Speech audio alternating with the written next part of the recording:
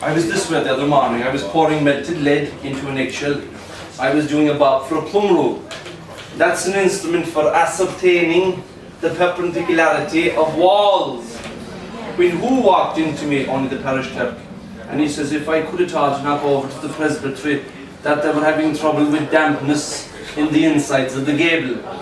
Dear Northern, but it was hard for me to go at the time. I was parapeting a bridge for the council in Clare, which were there where if we didn't go, you'd be the worst in the world.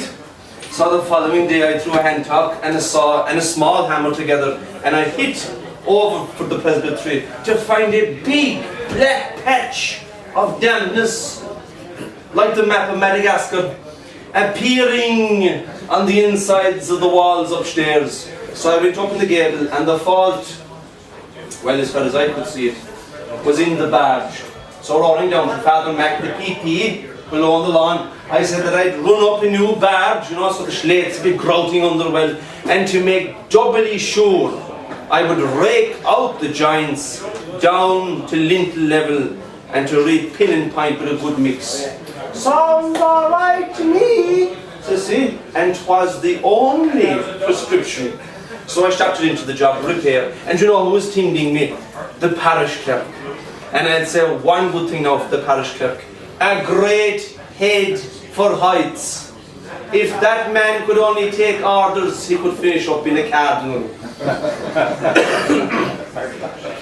So that we were finished with the job in a few days' time, and I was throwing the traps together again for the road home, when Father Mac, the PP, sent out for me to come back into the presbytery. So I get the shoes and all wiping in the grass before I go in.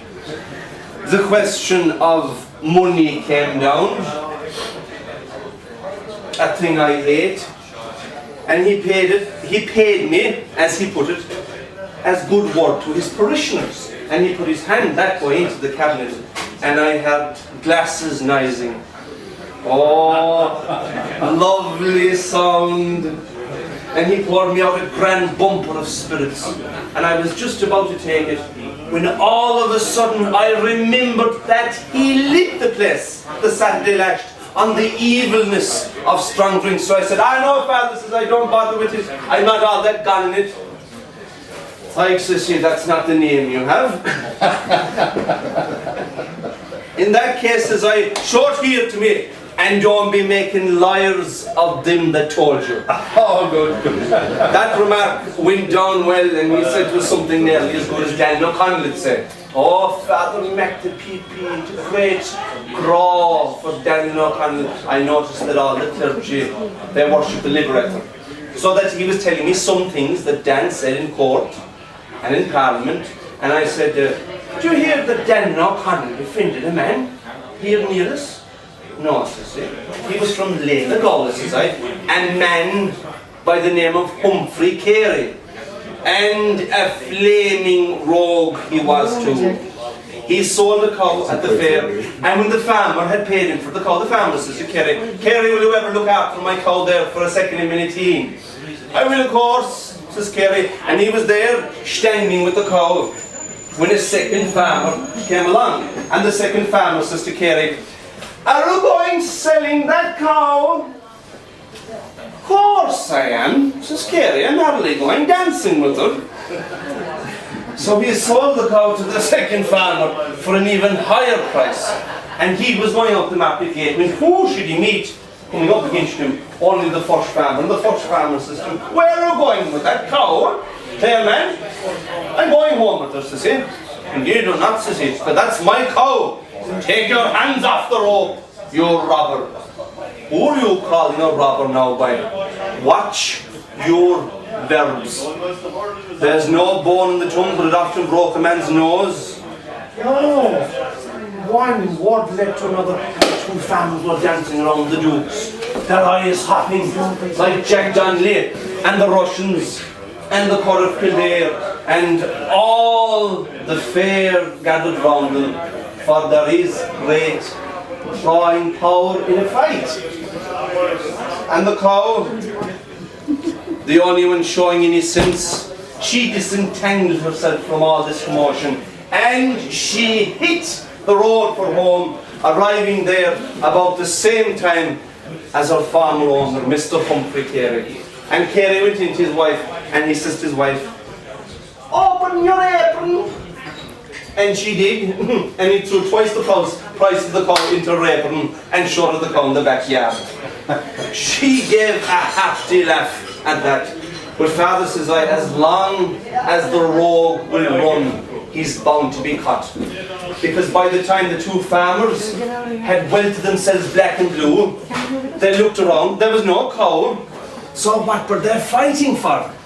And they called the peelers across the street, and the peelers put the law into motion. And after piecing together certain morsels of vital information, Carey was tracked to his own door, and he was given the whereas to appear before the next sitting of the petty sessions, which the court was called at that time. Well, when Carey saw this document, he knew he'd a very shaky case indeed. But as Luke would have it, he owned some rooms down in the square where Daniel O'Connell curtailed his business. And he went down to Daniel O'Connell and he told him the whole story. And Daniel O'Connell says to him, "I am not defending you in court, for you're a thoroughgoing blackguard." "Ah, that's nice talk now coming from a counsellor," says Carey. "Didn't we ever and always hear that if Daniel O'Connell was there during the fall of the angels, the devil would never have gone to hell?"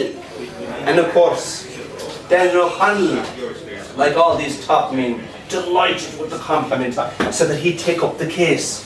But it would cost Carey £10. And he took Carey aside and he gave him the 1, 2, 3 on how to behave himself on the day of the court.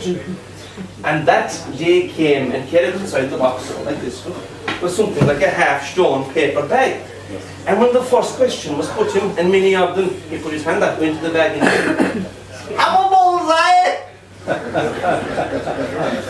Every question after that, whether by defence or prosecution, was the same. "Have a bullseye!" And of course the judge, hearing all this nonsense, he grew into an awful temper. And he says to the peelers, "Why are you putting a pure Ramadan up in front of me?" And in his fury, he drew a line through the document and Carey walked out the door a free man. He was halfway down the street when Daniel O'Connell came up to him, congratulating him. "Oh, Carey," says he, "you're a flaming rogue and putting everything in order. What about my fee?" And Carey says, "Have a bullseye!"